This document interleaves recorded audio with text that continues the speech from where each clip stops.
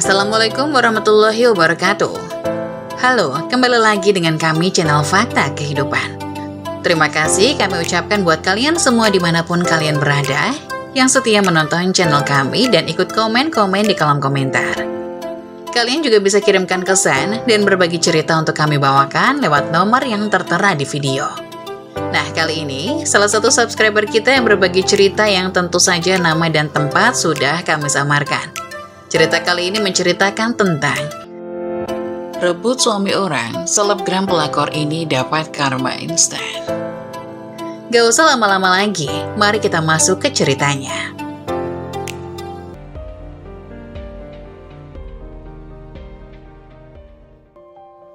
Rebut suami orang, selebgram pelakor ini dapat karma instan. Di sebuah desa nelayan yang indah, terletak di tepi pantai yang biru dan berkilauan, hiduplah seorang bos kapal bernama Jaya. Jaya dikenal sebagai pria yang tangguh, penuh semangat dan bijaksana. Ia mengelola armada kapal penangkap ikan yang sukses, menjadikannya salah satu orang paling dihormati di desa. Namun di balik sosoknya yang kuat dan tegas, Jaya adalah pria yang penuh cinta dan kelembutan, terutama terhadap istrinya Arumi. Arumi, istri Jaya, adalah seorang wanita yang cantik dan anggun. Ia selalu tampak sederhana namun mempesona dengan senyum lembut yang menghiasi wajahnya setiap hari. Arumi memilih untuk menjadi ibu rumah tangga, merawat rumah dan keluarga dengan penuh cinta. Bagi Jaya, Arumi adalah segalanya. Kehadirannya memberikan kehangatan dan kebahagiaan di rumah mereka yang sederhana. Setiap pagi, sebelum Jaya berangkat ke dermaga untuk mengawasi kapal-kapalnya, ia selalu menikmati sarapan bersama Arumi. Mereka duduk di teras rumah, ditemani oleh semilir angin laut dan suara ombak yang menenangkan. Sarapan sederhana yang disiapkan Arumi terasa begitu istimewa karena dibumbui dengan cinta dan perhatian. Jaya selalu memuji masakan Arumi, membuat wajah istrinya merona bahagia. Kehidupan mereka berjalan harmonis dan romantis. Meski Jaya sering sibuk dengan urusan kapal, ia selalu menyempatkan diri untuk menghabiskan waktu dengan Arumi. Pada sore hari, setelah pulang dari dermaga, Jaya sering mengajak Arumi jalan-jalan di pantai. Mereka bergandengan tangan, menikmati matahari terbenam yang indah. Kadang-kadang mereka duduk di tepi pantai, bicara tentang impian mereka dan mengingat kenangan manis masa lalu. Setiap kali Jaya harus berlayar untuk waktu yang lama, ia selalu merasa berat meninggalkan Arumi. Namun ia tahu bahwa Arumi adalah wanita yang kuat, yang selalu mendukung dari kejauhan. Sebelum berangkat, Jaya selalu memberikan kecupan di kening Arumi dan berjanji akan segera kembali. Arumi dengan senyuman penuh pengertian selalu meyakinkan Jaya bahwa ia akan menunggu dengan sabar. Suatu malam, setelah Jaya kembali dari pelayaran panjang, ia membawa hadiah untuk Arumi.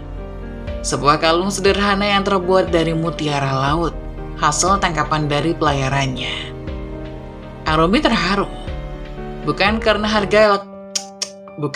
harga kalung itu, tetapi karena perhatian dan cinta yang selalu ditunjukkan Jaya. Ia memeluk Jaya erat, merasa sangat beruntung memiliki suami yang begitu mencintainya.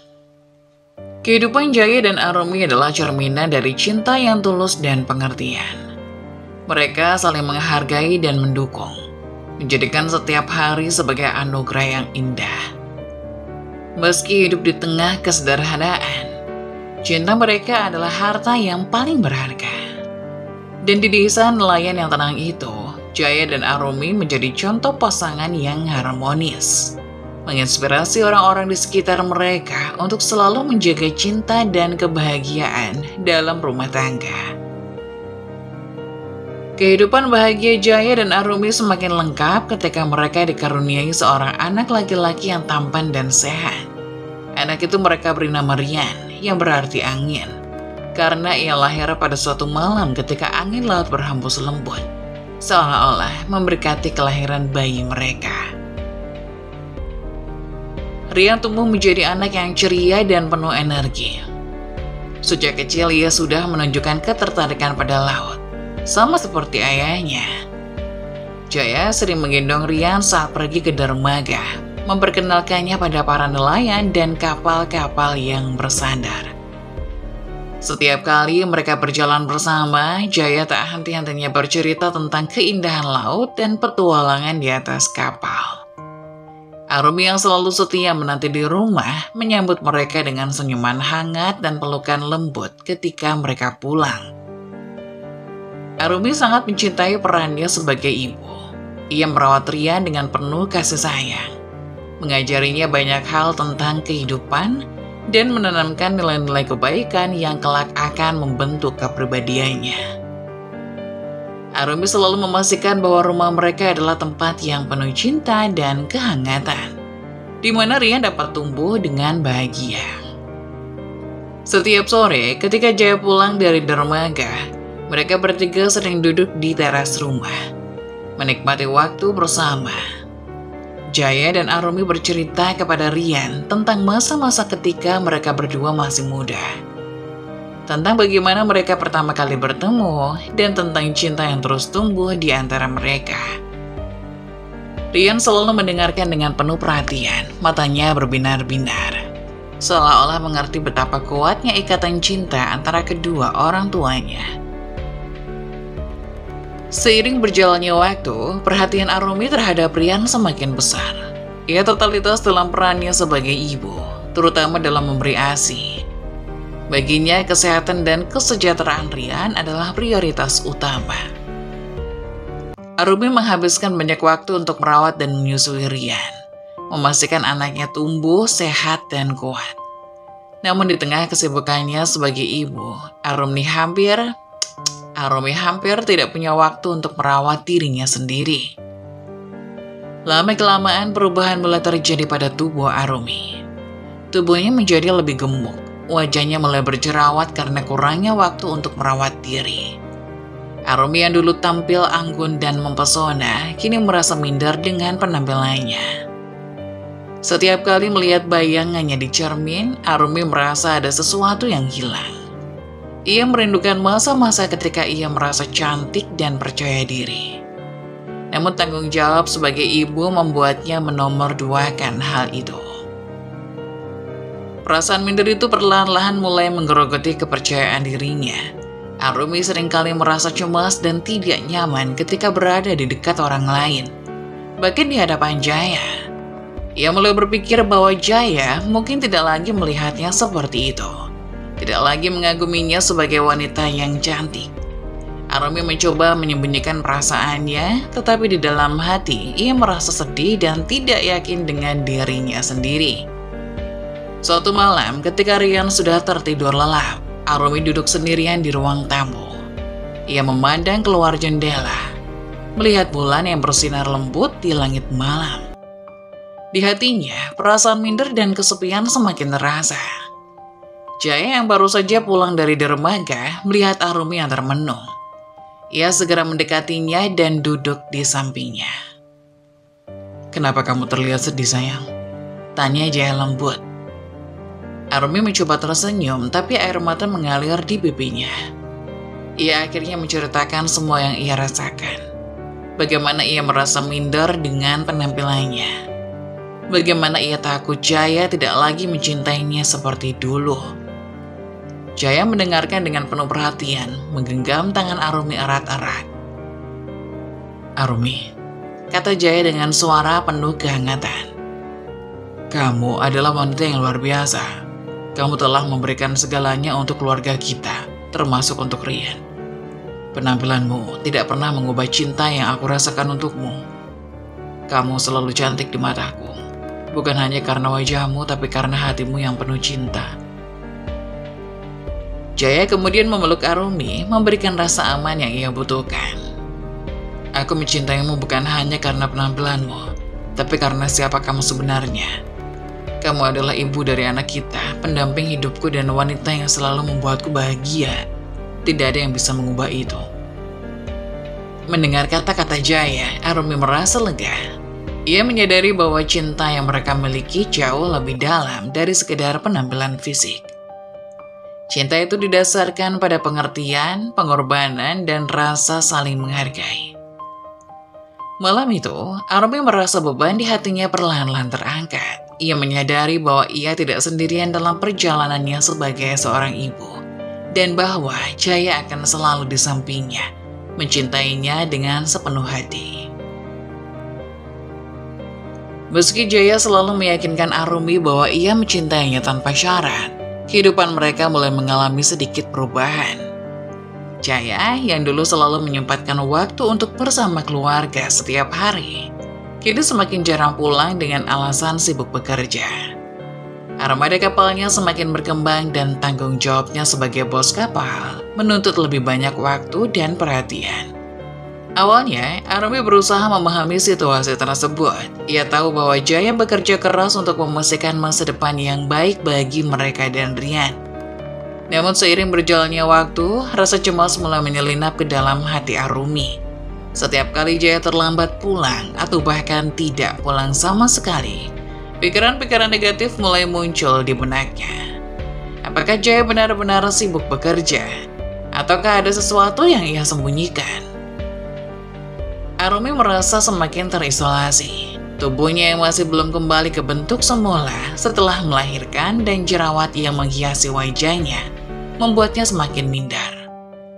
Ditambah lagi kehadiran Jaya yang semakin jarang membuat Arumi merasa kesepian. Ia mulai bertanya-tanya apakah Jaya masih melihatnya sebagai wanita yang ia cintai, atau apakah cinta mereka perlahan-lahan mulai memudar. Di tengah kegelisahan itu, Arumi mencoba tetap tegar demi Rian. Ia tidak ingin putranya merasa bahwa ada sesuatu yang salah di rumah mereka. Namun di dalam hatinya, Arumi merasa semakin rapuh.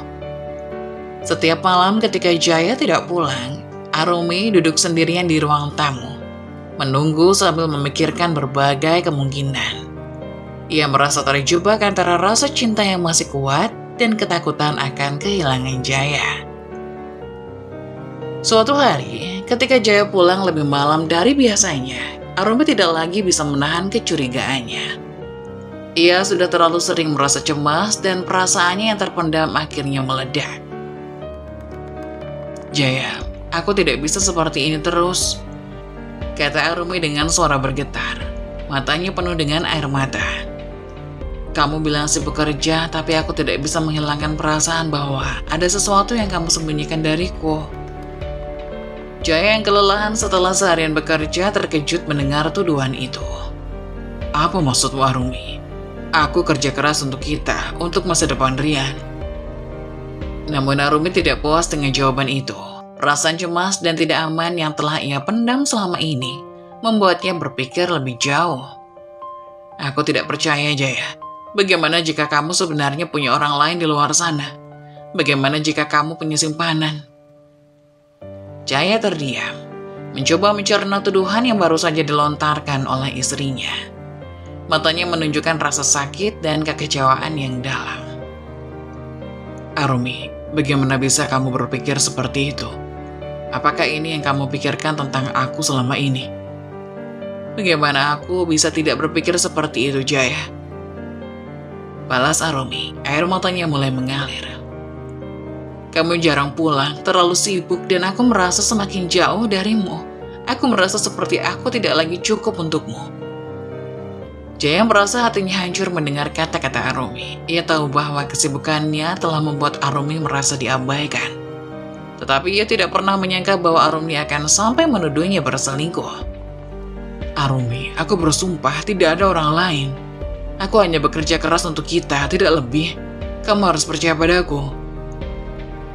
Namun Arumi sudah terjebak dalam perasaannya sendiri. Sulit untuk langsung menerima penjelasan itu. Keraguan telah merasuki pikirannya, membuatnya sulit untuk mempercayai kata-kata Jaya. Mereka akhirnya terlibat dalam argumen yang panjang, dengan Arumi terus mendesak dan Jaya mencoba mempertahankan dirinya. Malam itu menjadi salah satu malam paling berat dalam pernikahan mereka. Arumi yang dipenuhi oleh perasaan takut dan tidak percaya akhirnya memutuskan untuk tidur di kamar terpisah. Jaya hanya bisa duduk sendirian di ruang tamu, merasa bingung dan sedih. Ia merasa bahwa semua upayanya untuk membahagiakan keluarganya malah menjadi bumerang. Di sisi lain, saat dalam pekerjaan, perusahaan tempat Jaya bekerja kedatangan seorang selebgram cantik bernama Salsa. Salsa sendiri adalah selebgram yang cukup populer yang sengaja diundang oleh perusahaan tempat Jaya bekerja untuk mempromosikan kapal-kapalnya kepada customer dan juga investor. Pada saat itu, Jaya yang sedang disibukkan dengan permasalahan keluarga di rumah menjadi lebih segar karena kehadiran selebgram itu. Pekerjaan antara Jaya dan juga Salsa pun berjalan lancar. Salsa seperti biasa membuat mini vlog di atas kapal dan Jaya yang setia mendampingi untuk beberapa hari. Bahkan tak jarang Jaya dan Salsa pun janjian bertemu di luar selepas bekerja untuk melepas penat bersama. Keakraban semakin terjalin hingga membuat Jaya melupakan keluarganya di rumah. Melupakan istrinya yang sedang berjuang untuk memberikan ASI kepada buah hatinya. Jaya merasa bahwa Arumi sudah terlalu gemuk dan juga jelek untuk dijadikan pendamping. Hingga pada saat ada acara kantor pun, Jaya enggan membawa Arumi ikut serta bersamanya. Melainkan Jaya menggandeng Salsa sebagai pasangan di acara tersebut. Lambat laun hubungan antara Jaya dan Salsa pun menjadi semakin dekat. Keduanya seringkali bolak-balik keluar masuk ke dalam hotel bersama, bahkan sampai liburan bersama di Bali dan juga luar negeri. Tentunya semua itu dilakukan tanpa sepengetahuan dari istri Jaya. Hingga suatu hari Salsa yang sedang galau pun mempertanyakan status hubungan kepada Jaya. Mas, kita udah sering check-in bareng, liburan bareng. Kamu tahu kan aku sayang banget sama kamu. Sebenarnya kamu sayang gak sih sama aku? Tanya Salsa. Ya aku sayang lah, mana mungkin gak sayang tapi diajak jalan-jalan begini. Jawab Jaya sambil memeluk tubuh seksi Salsa. Tapi sampai sekarang kamu kok gak nembak aku? Sebenarnya status hubungan kita itu apa sih mas? Apa aku cuma jadi teman tidur kamu doang? Tanya Salsa lagi manja kepada Jaya. Mendengar pertanyaan itu Jaya pun kaget dan tak siap. Dirinya ragu untuk menjawab karena dia sudah memiliki istri dan anak di rumah. Mendapat raut ekspresi wajah aneh Jaya, Salsa pun mulai sebal. Tuh kan, kamu gak jawab pertanyaan aku. Apa jangan-jangan kamu cuma main-main sama aku? Atau sebenarnya kamu udah punya istri mas? Tanya Salsa dengan nada tinggi. Salsa sayang, tenang dulu. Dengerin Mas Jaya ngomong ya. Mas itu cinta banget sama kamu. Cuma kamu satu-satunya yang ada di hati Mas. Gak ada wanita lain. Cuma kamu yang Mas butuhin. Tapi, jawab Salsa. Kamu benar kalau Mas sudah punya istri. Bahkan sudah punya anak pula. Apa? Jadi maksud kamu aku itu selingkuhan kamu Mas? Sayang, dengerin Mas dulu. Iya, Mas sudah punya istri dan anak. Tapi Mas sudah gak cinta lagi sama mereka. Sekarang Mas ini cinta sepenuhnya sama Salsa. Kamu cantik, putih, seksi lagi. Sedangkan istri Mas baru melahirkan. Badannya gendut, tubuhnya gak terawat. Ditambah kalau di rumah anak Mas nangis terus, bikin pusing. Makanya Mas mau terus sama-sama dengan kamu. Kamu jangan tinggalin Mas ya. Mas cinta mati sama kamu Salsa. Beneran Mas? Tanya Salsa. Beneran? Kamu mau apa? Nanti Mas turutin. Kamu mau iPhone, mobil baru atau rumah? Nanti Mas beliin. Tapi jangan tinggalin Mas ya sayang. Rayu Jaya. Salsa pun kembali percaya dengan omongan Jaya. Keduanya pun melanjutkan kegiatan mereka di hotel tempat mereka berlibur. Sedangkan di rumah, Arumi sedang direpotkan oleh tangisan Rian yang menjerit-jerit tak karuan karena badannya panas. Hari itu suster yang merawat Rian sedang cuti, sehingga Arumi sendirian di rumah. Beberapa kali Arumi menelpon ke nomor Jaya suaminya, tapi tak ada jawaban sama sekali. Sudah 3 hari Jaya pamit bilang ada proyek kapal baru di luar kota. Tapi selama 3 hari itu pula, Jaya tidak pernah ngabari Arumi maupun menanyakan kabar anaknya. Kecurigaan Arumi semakin menjadi-jadi ketika saat Rian sudah mulai tenang, dirinya iseng scroll sosial media dan menemukan salah satu video postingan yang menampilkan selebgram cantik dan terkenal sedang memeluk laki-laki. Memang dalam video itu tidak nampak wajah si laki-laki, tapi sebagai istri, Arumi paham betul kalau itu adalah punggung dari suaminya. Ditambah setelan baju yang dipakai laki-laki itu adalah pakaian yang ia belikan sendiri tahun lalu, pada saat dirinya liburan di luar negeri. Sontak hati Arumi pun memanas, tapi ia tak ingin suzon kepada suaminya. Arumi pun langsung pergi mengecek lemari pakaian suaminya, mencari setelan pakaian yang serupa. Siapa tahu itu hanya pakaian yang mirip, pikir Arumi. Tapi setelah Arumi membuka lemari dan mengobrak-abrik seluruh isinya, Arumi tak menemukan pakaian itu. Bahkan sepatu custom yang sengaja ia pesan sebagai hadiah ulang tahun Jaya pun tak ada. Dengan perasaan sakit, Arumi pun memberanikan diri untuk membaca kolom komentar postingan tersebut. Di sana tertulis pengakuan sang selebgram yang bernama Salsa sedang bersama dengan pacar barunya yang seorang bos kapal besar. Terlihat juga teman-teman selebgram itu memberikan selamat kepada Salsa atas tangkapan besarnya. Pakai kaca yang pecah, hati Arumi hancur berkeping-keping. Kini semua kecurigaan terbukti. Allah telah membuka matanya lebar-lebar untuk melihat sedang apa suaminya di luar sana. Arumi pun langsung menelpon puluhan kali ke nomor Jaya suaminya, tapi hasilnya masih sama, nomor Jaya tidak bisa dihubungi. Mendapati kabar itu, hati Arumi semakin hancur. Ia menangis sejadi-jadinya di samping anaknya Rian yang sedang tertidur lelap. Dirinya merasa dikhianati oleh suami yang ia cinta. Mungkin karena tangisan Arumi sedikit kencang, Rian pun terbangun dan ikut menangis bersamanya. Arumi sendiri tidak memiliki kekuatan untuk menenangkan anak semata wayangnya itu. Hingga dirinya hanya bisa memeluk anaknya yang menangis dan ikut menangis bersama. Suasana malam itu adalah malam terburuk bagi Arumi. Sehingga ia tidak bisa mengendalikan dirinya lagi. Bahkan saking sakitnya Arumi sampai berpikir untuk mengakhiri semuanya sendiri dan membawa Rian yang sedang menangis di gendongannya untuk melompat bersama dari lantai 3 rumahnya. Untungnya pada saat itu ada satpam yang berkeliling karena mendengar suara tangisan bayi dan juga ibunya. Sesaat aksi nekat Arumi dipergoki satpam yang langsung berteriak agar Arumi sadar dari aksinya. Para warga yang mendengar teriakan satpam pun langsung pada keluar rumah dan membantu untuk menolong Arumi dan juga Rian. Tapi bukannya menjadi sadar, Arumi malah mengamuk dan menangis histeris di depan banyak warga. Arumi, istighfar Bu Arumi. Bu Arumi yang tenang, ada apa sebenarnya? Mas Jaya, Bu. Mas Jaya tega berselingkuh dengan wanita lain. Mas Jaya yang saya cintai mengkhianati saya, Bu. Teriak Arumi. Astagfirullah Bu Arumi. Eleng Bu, eleng, istighfar. Astagfirullahalazim. Setelah diberi minum teh hangat, Arumi pun bisa lebih tenang dan bisa mengucapkan istighfar. Setelah agak sadar, Arumi pun terus-terusan mengucapkan kalimat istighfar. Hingga akhirnya dia sepenuhnya sadar dan mencari keberadaan Rian anaknya yang diamankan juga oleh warga. Sontak Arumi pun langsung memeluk anaknya dan meminta maaf kepadanya. Maafin ibu nak, ibu hampir tidak waras cuma karena bapakmu yang tidak tahu diri itu. Maafin ibu nak, pokoknya apapun yang terjadi kamu harus sama-sama terus dengan ibu ya nak. Tangis Arumi sambil kembali menciumi Rian. Pagi harinya, suasana rumah Arumi kembali seperti semula.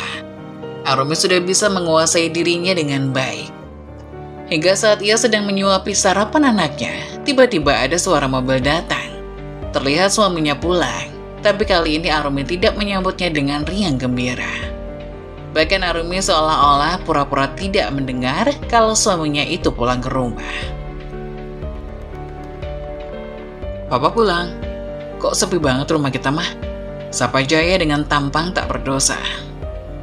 Kok kamu diem aja? Ngambek ya?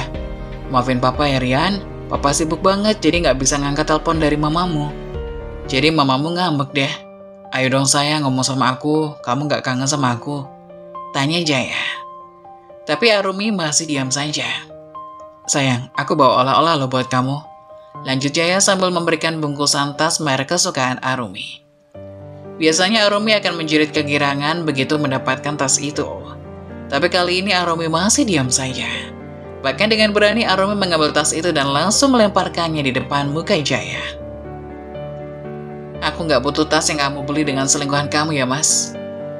Mendengar perkataan dari Arumi, Jaya pun kaget. Bagaimana bisa Arumi tahu bahwa dirinya selingkuh di belakangnya? Padahal selama ini Jaya selalu main aman. Dasar laki-laki busuk.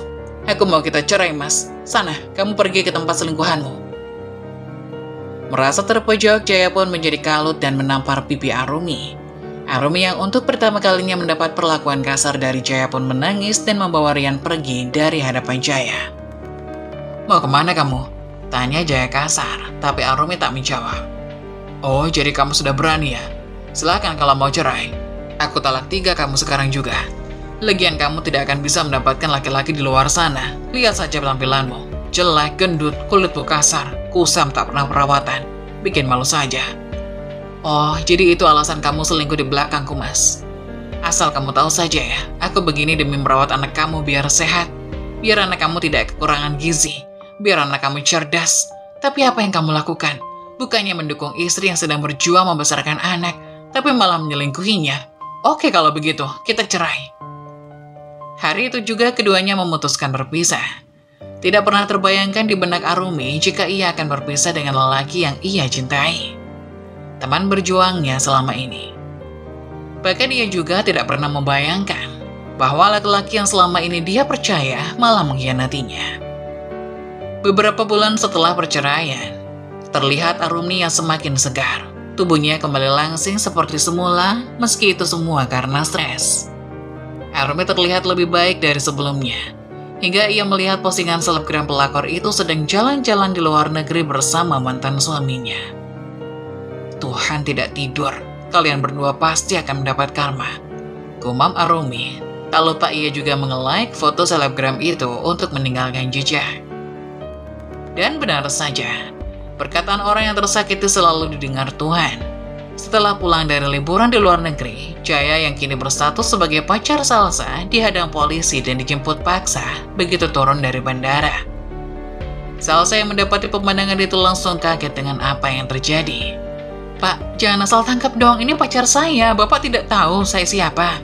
Saya selebgram loh, nanti Bapak saya viralkan karena asal tangkap begitu saja. Teriak Salsa tidak terima. Ibu, kami hanya menjalankan tugas. Untuk keterangan lebih lanjut, silakan Ibu datangi ke kepolisian ya. Kami permisi dulu. Pamit para polisi itu. Salsa yang masih tidak paham dengan situasi yang ada pun bergegas mengikuti para polisi itu membawa Jaya pacarnya. Hingga saat ini ia sampai di kantor polisi, barulah terungkap bahwa Jaya ditangkap atas dugaan korupsi uang perusahaan dan juga penggelapan dana investasi dengan jumlah yang besar. Dan dugaan itu semakin menguat ketika mendapat mutasi banknya untuk jalan-jalan ke luar negeri bersama dengan Salsa. Mendapati kenyataan itu, Salsa menjadi tak terima. Karena ternyata Salsa juga ikut berinvestasi besar-besaran di tempat perusahaan Jaya yang ternyata uangnya juga raib entah kemana. Salsa yang kelimpungan mendapat uangnya hilang hanya bisa menangis di sosial medianya. Menviralkan berita tentang dirinya yang telah ditipu oleh pacarnya sendiri. Tapi bukannya mendapat dukungan dari para followers, Salsa malah mendapat ribuan hujatan. Karena belakangan diketahui ada salah satu netizen yang membongkar kelakuan busuk Salsa yang menjadi pelakor seorang istri yang masih punya bayi kecil. Para followers dan netizen pun menganggap kalau itu adalah karma dan harga yang harus dibayar oleh Salsa atas semua kelakuan busuknya. Salsa yang mendapat hinaan itu pun menjadi depresi berat. Ditambah kini ia menjadi miskin karena uangnya raib. Salsa pun kebingungan harus bagaimana. Ditambah, bukannya dirinya diikutsertakan menjadi korban dari pacar Jaya. Para hakim malah meminta Salsa untuk mengembalikan uang yang ditransfer Jaya kepadanya sebesar 4 miliar rupiah. Mendapati putusan hakim yang begitu berat, Salsa pun mengamuk di pengadilan hingga kalap. Ia mendatangi Jaya yang duduk di kursi tersangka, lalu memukulinya dengan sekuat tenaga. Sedangkan orang-orang yang ada di sana tidak sanggup melerai pertengkaran itu, hingga Jaya kembali ke dalam sel dalam keadaan babak belur. Kini, Jaya hanya terdiam membisu menyesali semua perbuatannya di masa lalu. Saat-saat tersulitmu seringkali mengarah pada momen-momen terbesar dalam hidup. Teruskan, situasi sulit pada akhirnya membangun orang yang kuat. Mengeluh tidak akan pernah bisa memperbaiki keadaan. Bersemangatlah dalam menjalani hidupmu dengan ikhlas dan kesabaran. Begitulah kisah dari salah satu subscriber kita. Semoga kita dapat mengambil hikmah dan nilai-nilai penting yang bisa kita jadikan contoh pada kehidupan kita sehari-hari. Bagi kalian yang ingin memberikan kritik dan saran yang membangun, kalian bisa tuliskan di kolom komentar. Kalian juga bisa membagikan kisah kalian untuk kami bawakan lewat nomor yang ada di kolom deskripsi. Jangan lupa tetap dukung channel kami dengan cara like, komen, dan subscribe, serta tunggu video-video selanjutnya. Sekian dari saya, terima kasih. Wassalamualaikum warahmatullahi wabarakatuh.